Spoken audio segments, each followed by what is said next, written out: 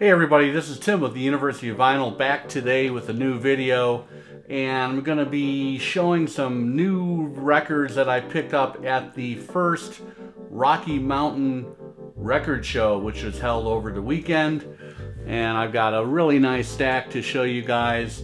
In addition to that, I was able to hit one of the best Texas barbecue places in Denver. Got a couple photos of that. Stay tuned to the end of the video for that. Got a little bit of footage at the show as well. So let's get started.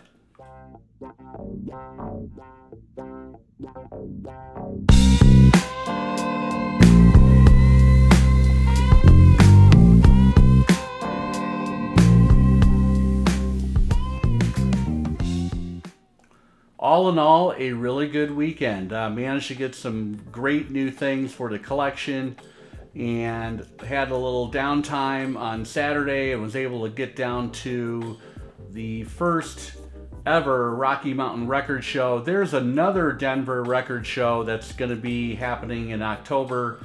Of course, it was canceled last year due to COVID, but I am going to be attending that as well. And this show, it was the first time that they have the organizers have put this show on. It was held at a kind of a cool art center down in the Rhino, uber hip neighborhood of Denver. And I actually sprung for the $20 early entry ticket. Between the hours of 9 and 11, they were only going to allow people who had done the early view ticket. And you know, I arrived at about 8:45, found some street parking pretty easy to find in that neighborhood, but I was shocked. I mean, there was a line down the block before they were letting people in. I thought maybe the $20 would you know, get me in before mass humanity, but this was a very, very well attended show. There were 20 dealers. I've got a little bit of footage that we'll show. And all in all, a good time. You know, they were being safe. People were supposed to be wearing masks inside. I didn't see anyone not wearing a mask, which was nice.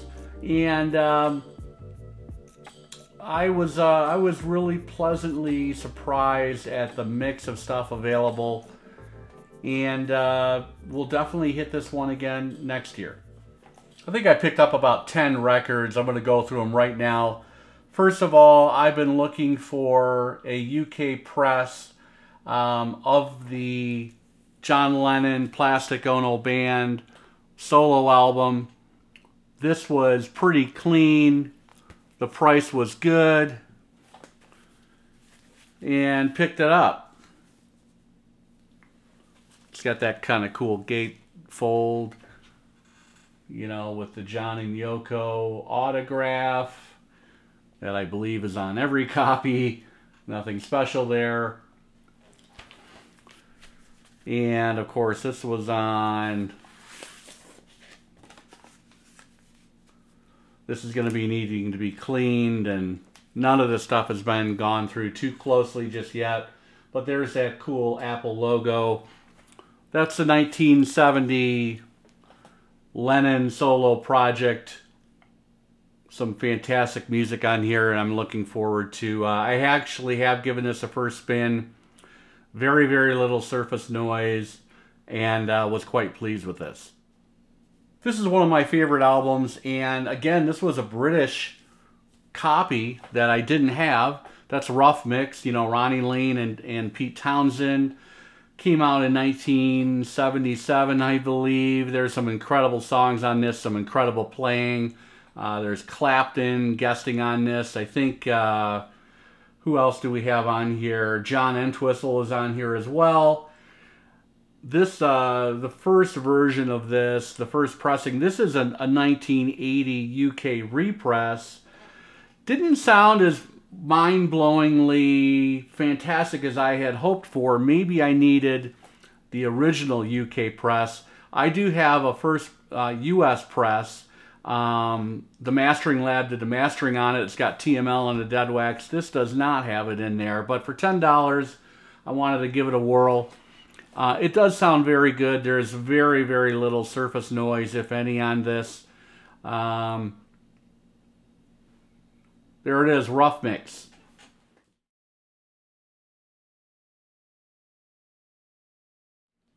This might be the get of the show for me. This is a very early U.S. first pressing, Let It Bleed, on the fantastic Royal Blue London Records label.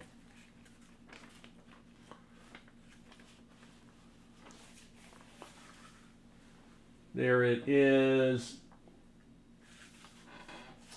This thing is near mint. It's got the original, that kind of pink purplish inner sleeve.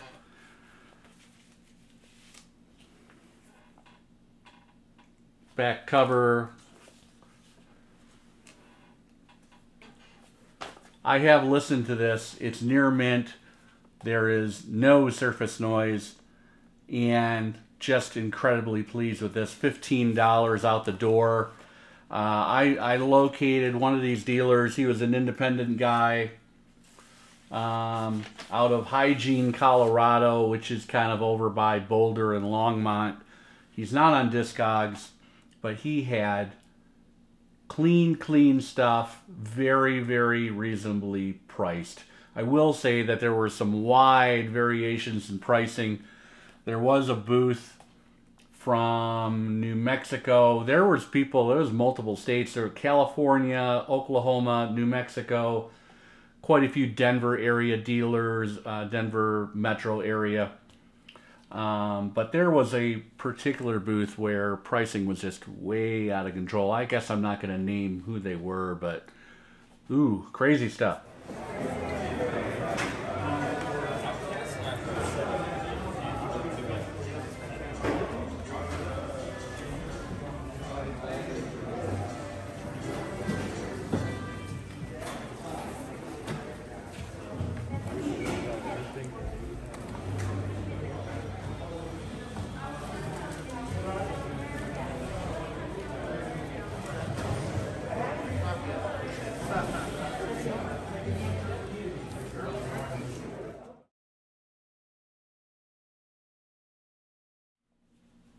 I've been looking for this. This is the debut Talk Talk album, the genius that Mark Hollis was, of course.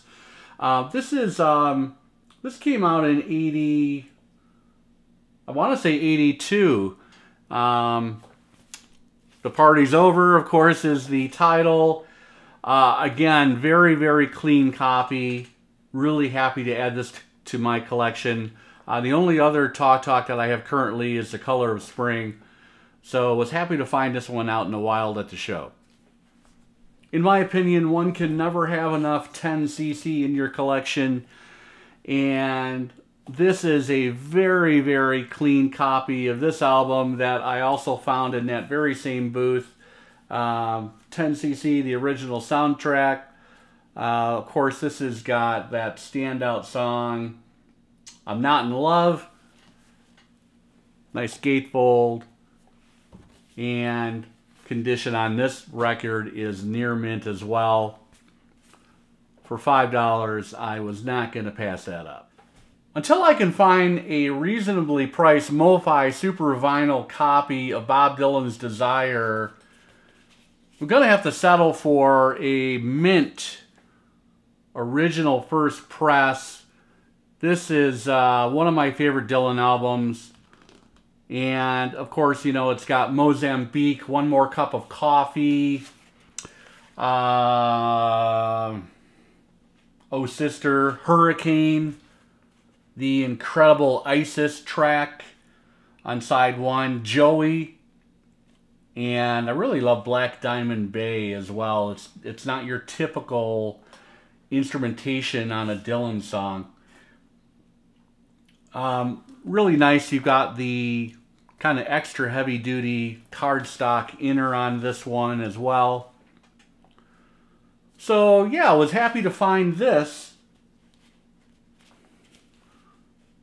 Bob Dylan's Desire, 1976. This is the album they went and toured the Roaring Thunder review right on the coattails of this album. Another mint first pressing. This is Seeger's Beautiful Loser, 1975. The corners on this thing are so crisp, it looks like it could have been a reissue. Absolutely clean copy, and it is a Wally Traugott pressing. Wally did all of Seeger's albums for the most part. Again, this was like 10 bucks. I was not about to let that sit. This is actually one of the few remaining Seeger titles I need in my collection, so really happy to get that one. After the incredible success of Back in Black, AC/DC had to have a follow-up, and that was For Those About to Rock, We Salute You. This is the really nice embossed first pressing. It is a Robert Ludwig mastered copy. It's got RL in the dead wax.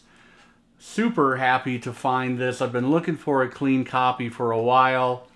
I still don't have a good clean copy of Back in Black. But I am an AC/DC fan. Up until the mid-'80s, they started to lose me a little bit after that. But, you know, this has got the title track, For Those About to Rock, We Salute You. COD, I remember, is a good song. I haven't heard this in a while. Let's Get It Up. Snowballed, don't remember that song. Of course, produced by Mutt Lange. This is a really good AC/DC album. Happy to have it.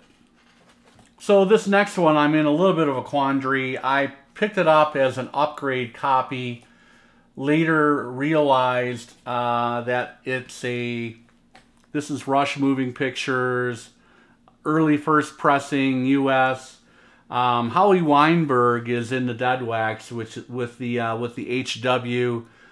Nothing wrong with Howie Weinberg, but my original copy that I have in the collection's got a double RL in it.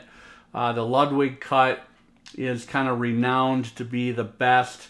I am going to do an AB on this Weinberg cut compared to the other one and see what I think. The nice thing was the vinyl record is actually in better condition than my Ludwig, so I'm going to have to do a quick, a close listening to both of those and decide what to do. But again, very reasonably priced. Happy to pick up a clean version of Moving Pictures. This is the '84 Judas Priest album, Defenders of the Faith. And this is about where I checked out as far as Judas Priest was concerned. This, of course, came out after Screaming for Vengeance. I think the next one is worth getting as well. This is just my opinion, Judas Priest fans.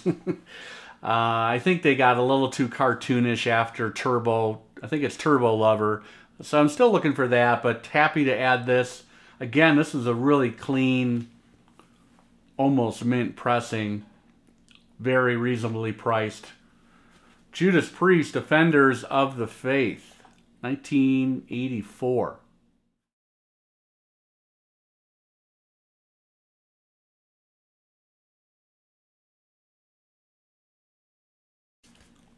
I did not have a copy of Zeppelin's Coda in my collection. The price was right, the condition was fantastic, and this is a first pressing. It's got the embossed cover as well, with that very cool gatefold. You know, this came out in '82. Bonzo died in September of 1980. Jimmy Page kind of cleared out the vaults somewhat at that point in time. Side one, we've got Poor Tom, We're Gonna Groove, I Can't Quit You Baby, and Walter's Walk. Those songs are all from, I believe, actually the inner will tell us what we need to know. Those were all early 70s, 69, 70, 70, 72 was Walter's Walk. Side 2, I really love Wearing and Tearing. I believe that's one of the last recorded Led Zeppelin as a band songs that they recorded. Recorded on November 21st, 1978 at Polar Studios in Sweden. That's of course where ABBA did most of their stuff. Bonzo's Montreux was recorded at Mountain Studios in Montreux. Queen, that's one of Queen's main studios that they used to use in Montreux. Darlene, again at Polar, and then Ozone Baby was again recorded at Polar on November 14th, 1978. Kind of a cool archival thing to have for the collection. This is the last official studio album, I might be wrong on that Led Zeppelin released. You know, not counting live things and reissues and remasters. But that's 1982. Coda, again, found this thing very, very reasonably priced and very clean. Love the artwork on this thing. This is a Hypnosis cover design as well.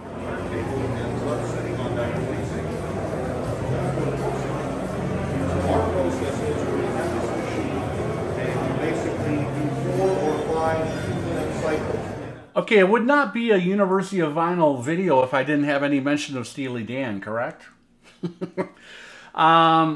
Okay, found a minty fresh OG first press of Asia. This is catalog AB 1006. AB 1006. That is the best pressing that you can possibly find. There are some people who will talk about the Scorpio reissue. Was it Scorpio? Came out, it was a 30th anniversary. However, the original ABC pressing, the one that I have, is with the kind of the rainbow concentric rings. And you want to find AB 1006 in the dead wax, which I have on this one. You also want to find it on the spine, and of course on the catalog number on the label.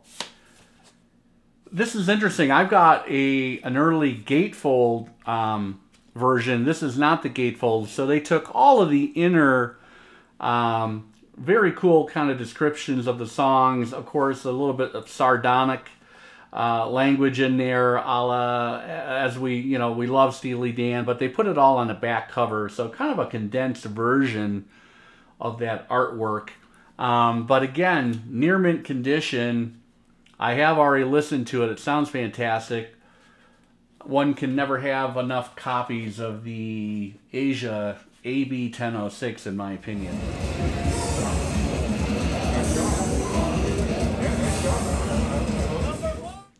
That was the haul. So really happy with that show as a whole, and I will be going to, I'm assuming they'll definitely have one next year.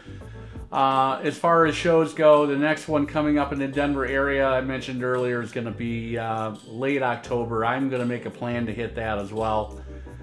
Thanks everybody for watching. I hope you have a fantastic day. Please consider subscribing, hit the like button, hit the bell. Let's do it all. Can't we just do it all? Stay tuned for that incredible money shot at Owl Bear Barbecue. Highly recommended. If you are in Denver, hit Owl Bear Barbecue. Repeat after me, Owl Bear Barbecue.